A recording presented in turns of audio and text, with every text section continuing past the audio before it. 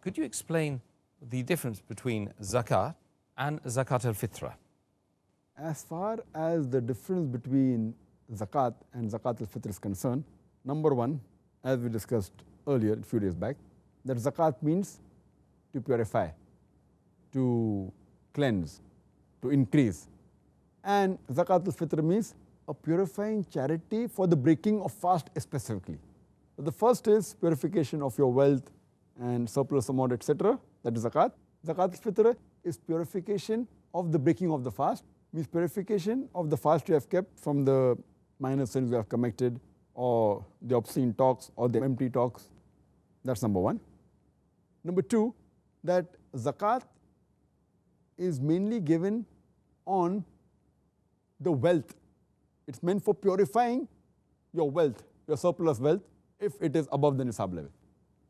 As far as zakat-ul-fitr is concerned, it is meant for purification of your fast from empty talks, from obscene talks, all the minor sins that you might have done in the month of Ramadan while fasting. So it purifies that. Number three, zakat should be given by every Muslim who has a surplus wealth above the nisab level. And the nisab level for normal things, whether gold, silver, wealth, etc., is equivalent to 85 grams of gold and 595 grams of silver.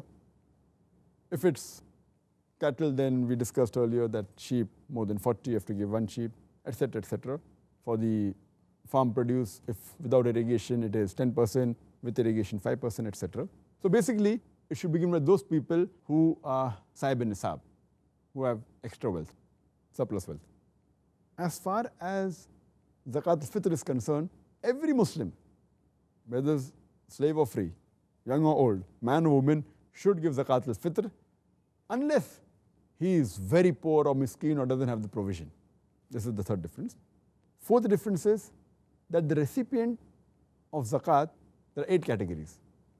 As mentioned in Surah Tawbah, chapter number 9, verse number 60, fuqara, the poor people, masakin, the needy, amilun, those involved in collecting of zakat, mu'allafatul qulub, those whose hearts are coming towards Islam. Number 5, rikab, freeing of slaves. Number 6 is gharimun, the debtors. Number 7 is fi sabilillah, in the way of Allah.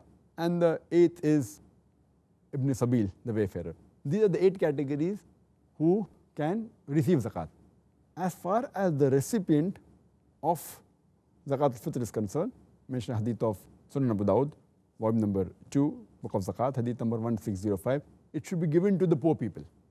So the recipient are only the very poor and the miskin people who don't have the provision of food. That is the fourth difference. The fifth difference is that the time when it should be given. Zakat can be given any time of the year, though it has to be given when you have surplus wealth for one full year. That's the time it is due. But it can be given any time of the year. People prefer the month of Ramadan being a blessed month, but can be given any time of the year. As far as zakat-ul-fitr, it is limited time. You should give it before the Eid al-Fitr Salah, preferably before the poor people go to pray Salah.